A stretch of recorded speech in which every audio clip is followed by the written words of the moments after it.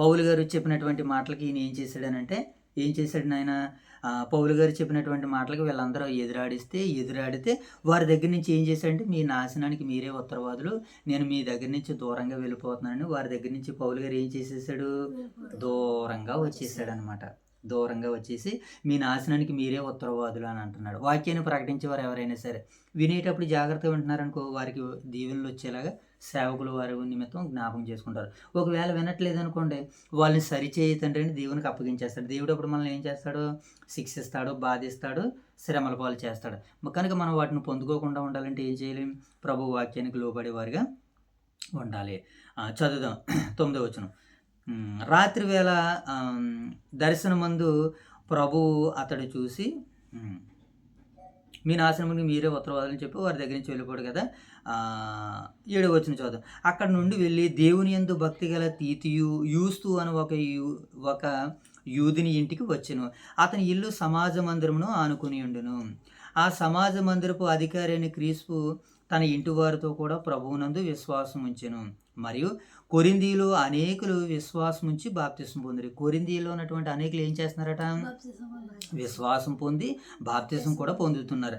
రాత్రి వేళ దర్శనమందు, ప్రభువు నీవు భయపడటకు మాట్లాడక మౌనంగా ఉండకు, నేను నీకు తోడై ఉన్నాను, నీకు హాని చేయుటకు నీ మీదకి ఎవడనో రాడు, ఈ పట్టణంలో నాకు బహుబలం ఉన్నదని మరి పరిశుద్ధాత్ముడు దేవుడు ఆయన్ని మరి ప్రేరేపించినటువంటి తర్వాత 1 సంవత్సరం మీద 6 నెలల కాలం పాటు ఏం చేశాడు ఆయన, పౌలు గారు అక్కడే కొరింథీ పట్టణంలోనే ఉండిపోయి దేవుని వాక్యాన్ని బోధిస్తూ అనేకులు మరి క్రీస్తులోనికి నడిపిస్తున్నట్లుగా ఈ 2వ భాగం మనకు సెలవిస్తుంది అనమాట.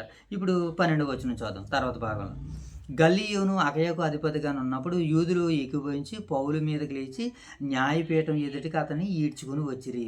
ఇక్కడ ఏం జరుగుతుందో చూడండి. కొరింథీలో ఏం జరుగుతుందంటే, గల్లియోను అనేటువంటి ఒక అధిపతి వచ్చి ఏం చెప్తున్నాడనంటే, పౌలు గారి దగ్గరికి వచ్చి, వీడు ధర్మశాస్త్రమునకు వ్యతిరేకంగా దేవుణ్ణి ఆరాధించుటకు జనులను ప్రేరేపించుచున్నాడని చెప్పిరి. అవును కదా. అంతకుముందు వారి యొక్క సమాజ మందిరంలో ఏం ప్రకటింపబడేది అంటే, ధర్మశాస్త్రం ప్రకటింపబడేది, దేవుని వాక్కు ప్రకటింపబడేది. కానీ పౌలు గారు వెళ్ళి ఏం చెప్తున్నారు, ధర్మశాస్త్రానికి మించి క్రీస్తు ప్రేమను ప్రకటిస్తున్నాడు, క్రీస్తు సువార్తను ప్రకటిస్తున్నాడు, మరణ సమాధి పునరుత్థాన దినాల గురించి ప్రకటిస్తున్నారు. అయితే వాటిని వారు ఏం చేయట్లేదనంటే లెక్క చేయట్లేదు. వారు వాటిని ఏం చేయట్లేదనంటే, వీడు ఏం చేస్తున్నాడంటే ధర్మశాస్త్రానికి దేవునికి వ్యతిరేకంగా ఆరాధన జరిగిస్తున్నాడని పౌలు గారిని ఏం చేశారు, ఈడ్చుకుని పోయారు. మరి అన్ని చోట్ల అన్ని సందర్భాలు ఇది జరుగుతుందనంటే జరగట్లేదు. ఇక్కడ వీళ్ళు ఏం చేయట్లేదు, ఒప్పుకోవడం లేదు. అప్పుడు ఏం జరుగుతుందో చూడండి. పౌలు నోరు తెరిచి మాట్లాడబోగా, గల్లియోను యూదులారా, ఇది అన్యాయముగా కానీ చెడ్డ కార్యంగా అయితే నా దగ్గరికి తీసుకురండి, ఇది మంచి కార్యం అయితే నా దగ్గరికి తీసుకురాకండి వారిని న్యాయపీఠం ఎదుటి నుంచి వారి దగ్గర నుంచి పంపించేశాడు. అప్పుడు 15వ వచనం చూడండి. పౌలు ఇంకను బహుదినములు అక్కడ ఉండిన తర్వాత సహోదరులు యొద్ద సెలవు పుచ్చుకుని తనకు మొక్కుబడి ఉన్నందున కంక్రీలు తల వెంట్రుకలు కత్తిరించుకున్నట్టుకు అక్కడికి వెళ్ళును. అప్పుడు ప్రిస్కిల్ల ఆకులో కూడా ఎక్కడికి వెళ్ళారు, వీళ్ళందరూ కలిసి కంకిరీలకు వెళ్ళినట్లుగా మనకు కనపడుతుంది. వారు ఎఫెసు నుండి వచ్చినప్పుడు అతడు వారిని అక్కడ విడిచిపెట్టి తాను మాత్రం సమాజ మందిరంలో ప్రవేశించి యూదులతో తర్కిస్తున్నాడు. ఈయనకి ఎక్కడికి వెళ్ళినా ఏంటి పని, వాక్యాలను బట్టి లేఖనాలను బట్టి తర్కించడం. ఏంటండి పౌలు గారు ఇంకెక్కడికి వెళ్ళినా ఈయనకు ఉన్నటువంటి ధైర్యం ఏంటనంటే బైబిల్. ఇది అంటే ఇప్పుడైతే మనకు బైబిల్గా వచ్చింది చేతులకి. మరి ఆ రోజు ధర్మశాస్త్ర ప్రతులు ఉండేటువంటి ఎన్ని పట్టుకుని వెళ్ళేవాడు మహానుభావుడు, ఏం పట్టుకుని వెళ్ళేవాడు, ఎలా పట్టుకుని వెళ్ళేవాడు, వీటన్నిటిని మోసుకుని. ఇప్పుడంటే బైబిల్ సింపుల్గా అట్టుని వెళ్ళిపోతున్నాం. అప్పుడు ఎలాగ చెట్ల బెరల మీద రాయబడే ధర్మశాస్త్రం. మరి ప్రతులన్నీ అట్టుకుని ఆ మహానుభావుడు మరి పౌలు మహాశయుడు మరి ఎంత గొప్పగా దేవుని సేవ చేశాడో మనకు చూడండి.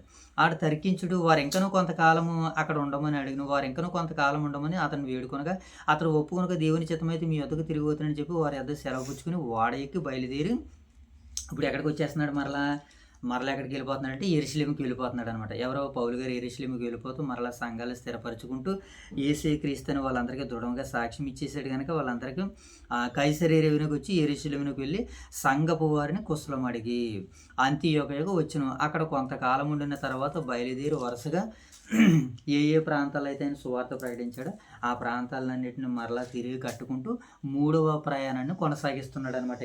ఎక్కడి నుంచి 24వ వచనం నుంచి 3వ ప్రయాణం ప్రారంభమవుతుంది. మొదటి ప్రయాణం ఎక్కడి నుంచి ప్రారంభమైంది? 13 అధ్యాయం 13, 14, 15 అధ్యాయాలు మొదటి ప్రయాణం. రెండో ప్రయాణంలో 16, 17, 18 ఇది రెండో ప్రయాణం చేశాడు. ఈ రెండవ ప్రయాణంలో అనేక సంఘాలు కట్టినట్లుగా మనకి కనబడుతుంది. ఇక మూడో ప్రయాణంలో ఇక్కడ మూడో ప్రయాణంలో ఆయన ఏం చెప్తున్నాడో మనం చూద్దాం. మూడో ప్రయాణానికి ముందుగా ఏం జరుగుతుందో మనం చూద్దాం. 24 వచనం. అలెగ్జాంద్రియ వాడును అపోల్లో అను ఒక యూదుడు ఎఫెసీయునకు వచ్చెను. అతడు విద్వాంసుడును లేఖనముల యందు ప్రవీణుడై ఉండెను. అతడు ప్రభువు మార్గం విషయమై ఉపదేశం పొంది తన ఆత్మయందు తీవ్రపడి యోహాను బాప్తిస్మం మాత్రమే తెలుసుకుని వాడై యేసును గూర్చిన సంగతులు వివరముగా చెప్పి బోధించుచు సమాజ మందిరములో ధైర్యముగా మాటలాడనారంభించును. ఈయన ఏం చేస్తున్నాడట? ఏపీసీ పట్టణంలో ఈయన సువార్త ప్రకటిస్తున్నారు. ఎవరైనా? అపోల్లో అనేటువంటి ఒక ఆయన. అప్పుడు అపోల్లోను వాళ్ళు విద్వాంసులు లేఖనాలు అంటే పాత నిబంధన గ్రంథంలో ధర్మశాస్త్రంలో ఉన్నటువంటి వాటిని అన్నిటిని బట్టి ఆయన దేవుని మాటలు ప్రకటిస్తుంటే అక్కడ ఆకుల్లో ప్రెస్కెల్లా విని ఆ అపోలోని చేర్చుకుని యేసుక్రీస్తుల వారి గురించి చెప్తున్నారనమాట. 26వ వచనం. ప్రెస్కెల్లాయు ఆకులు విని అతన్ని చేర్చుకుని దేవుని మార్గమును మరీ పూర్తిగా అతనికి విశదీపరిచిరి. తరువాత అతడు అకయకు పోదలిచినప్పుడు అతనిని చేర్చుకొనవలనని సహోదరులు ప్రోత్సాహపరచుచు అక్కడి శిష్యులకు వ్రాసిరి. అతడు అక్కడికి వచ్చి కృపచేత విశ్వసించిన వారికి చాలా సహాయం చేసును. యేసే క్రీస్తుని లేఖనముల ద్వారా అతడు దృష్టాంతపరిచి యూదుల వాదమును బహిరంగముగాను ఏం చేస్తున్నాడంటే గట్టిగాను ఖండిస్తున్నాడంటే ఎవరైనా? అపోల్లో. చివరిగా ఈ 18 నుంచి 23 వచనాల్లో అపోల్లో పరిచర్య మనకి కనబడుతుంది. అపోల్లో కూడా విద్వాంసుడు లేఖనాలు, అయితే క్రీస్తుని గురించి ఆయనకి తెలియదు. మన వాళ్ళకు కూడా ధర్మశాస్త్రం అంతా తెలుసు, కానీ క్రీస్తు గురించి స్పష్టంగా చక్కగా తెలియదు. కనుక నేడు మనము కూడా క్రీస్తుని గురించి చక్కగా స్పష్టంగా ఇతరులకి చూపించాలంటే మనం ఏం చేయాలి?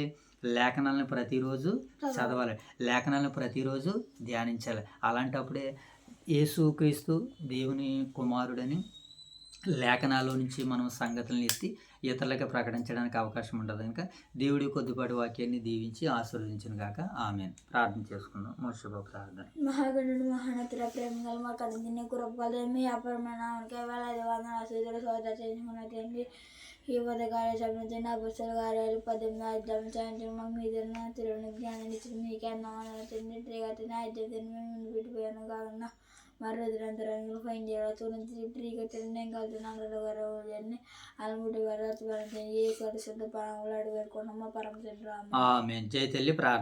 ప్రార్థన పల్లవి పిల్ల పల్లవి నీ గణమైన శాశ్వతానికి అందరూ ఓటరీ కదా వాకి చదువుకున్నంత వాకి తండ్రి ఆది నుంచి అంతవరకు మీకు రూపంలో చెందికి రోటరీ కదండి వాకి చదువుకున్నాం తండ్రి. ఈ రోటరీ కదండి అపస్తుల కార్యాలైతే 18 చదువుకుంటుండే కదండి. మా మొదటి శిలా చెంది కానీ రోటరీగా వాక్య చదువుతుండే కదండి. సందర్భాలు లోతులకు వెళ్ళి నేర్చుకున్న టెక్నిక్ అది రోటరీ కదండి. రోజు క్రీస్తు నుంచి పాతండి, రోజు క్రీస్తుని దీవించి అంతండి. సంకాపం దీవించండి, 2 సంఘాలు బోధిస్తున్న బియ్యం రాదని దీవించండి అనుకుంటే మనం కూడా దీవించండి. 2 సంఘ సేవకులు అని కూడా దీవించండి తండ్రి. ఇంకా అయితే మహాగణుడు మా తండ్రి, మహోన్నతుడు మా దేవ, పరిశుద్ధుడు మా తండ్రి, మీ ప్రేమ కలిగిన నామానికి స్తుతులు చెల్లించుకుంటున్నాం దేవా. ఈ ఉదయకాల సమయంలో మీ సన్నిధి భాగ్యాన్ని, మీ సన్నిధి కాంతులను కుటుంబ ప్రార్థన ద్వారా మీరు మాకు అనుగ్రహించేంతవరకు మీ మహిమను, మీ ఘనతను మీరు మాకు నాయన కనబరిచినందుకే కృతజ్ఞతలు తెలియజేసుకుంటున్నాం తండ్రి. అలనాడు నాయన అపోస్తులైనటువంటి పౌలు గారు ఆయన చేసినటువంటి పరిచర్య, ఆయన చేసినటువంటి ప్రయాణాలు, ఆయన మీదకు వచ్చినటువంటి నాయన తిరుగుబాట్లు, ఆయన్ని తట్టుకున్నటువంటి శ్రమలు, కష్టాలు మేము చూస్తున్నప్పుడు ప్రభా ఎంతో ఆశ్చర్యము కలుగుతుంది ప్రభా. ఇట్టి వాక్యాన్ని మీరు మాకు అనుగ్రహించారు ప్రభా, నేర్పించారు తండ్రి. నేర్చుకున్నాం మేము తండ్రి. మీ కుమారుని కొరకు వారు ఎలాగైతే త్యాగాలు చేసి, మీ కుమారుని కొరకు వారు ఎలాగైతే ప్రాణాలను కూడా లెక్క చేయకుండా పరిచర్య చేసి ప్రభా మీ చెంతకు చేరుకున్నారు. నేడు మేమును కూడా అట్టి రీతిగా పరిచర్య చేయడానికి, అట్టి రీతిగానైనా మిమ్మల్ని తెలుసుకోవడానికి, మీ కుమారుని రాకడను గురించి విస్తారంగా ప్రకటించడానికి, మీ కుమారుని యొక్క పునరుత్థానం గురించి చెప్పడానికి మీ నాయన తండ్రి మీ సహాయమును సహకారం మాకు అనుగ్రహించండి తండ్రి. అలాగే ప్రభావ మరి యొక్క ఉదయకాల సమయంలో ఇంతవరకు జరిగిన ఈ యొక్క పరిచర్యను మీరు దీవించి ఆశీర్వదించండి. ఈ పరిచర్య అనేకులకు దీవెనకరంగా, అనేకులకు నాయన మహిమకరంగా, అనేకులు నాయన తండ్రి దీవెనకరంగా ఉండగలుగుటకి మీ సహాయాలు తెచ్చండి తండ్రి. అలాగే ఒక పరిచర్యను వీక్షిస్తూ మమ్మల్ని ప్రోత్సహిస్తున్నటువంటి ప్రియులైన పరిశుద్ధులందరూ మీరు దర్శించండి, దీవించండి, ఆశీర్వదించండి. ఎంతైతే కాలాన్ని సమయాన్ని హెచ్చించి ప్రభావ మీ మహిమ కొరకు నాయన వారు ఇష్టపడుతున్నారో ప్రభు రెట్టింపు కాలాలని సమయాలు వారికి అనుగ్రహించిన వారికి అడ్డుగా ఆటంకంగా ఉన్న ప్రతిదానిని ఆశీర్వాదంగా నాయన దీవెనగా మలచమని మార్చమని ప్రాధాయపడుతున్నాను తండ్రి. అలాగే ఉదయకాల సమయంలో మా యొక్క స్థానిక సంఘాలను జ్ఞాపకం చేస్తున్నాం తండ్రి. ఊదూరు వైఎస్ఆర్ నగర్లో ఉన్నటువంటి సంఘాలను దీవించమని ఆశీర్వదించమని వేడుకుంటూ ప్రార్థన చేస్తున్నాం తండ్రి. సంఘాలకు నాయకులుగా అధికారులుగా అధిపతులుగా ఉన్న మా ప్రియులు దైవజనులు రాజు గారిని రాణి గారిని వారి యొక్క కుమార్తెను దీవించి ఆశీర్వదించి కాచి కావడం వారి చేయి తలపెడుతున్న ప్రతి పనులు విజయాలని నాయన తండ్రి వారి చేతులు పెడుతున్న ప్రతి కార్యక్రమంలో తండ్రి నాయన ఆశీర్వాదాలను దయచేయమని వేడుకుంటూ తండ్రి ఈ దినమునకు కావలసిన నడిపింపును ఆత్మశక్తిని సంఘబిడ్డలైనటువంటి మా అందరికీ అనుగ్రహించండి. ఈ దినమంతట్లో మిమ్మల్ని చూడగలిగే కన్నులు మీకు లోబడగలిగే మంచి మనసును మారు మనసును మాకు దయచేయమని ఈ దినమునకు కావలసిన నడిపింపును ఆత్మశక్తిని అనుగ్రహించమని ఈ ప్రార్థన అంతటిని నా ప్రభువును మీ ప్రియకుమారుడు మా రక్షకుడు మా ప్రభు యేసుక్రీస్తు వారి నామములో ఈ ప్రార్థన మీకు సమర్పిస్తున్నాం మా కన్న తండ్రి. ఆమేన్.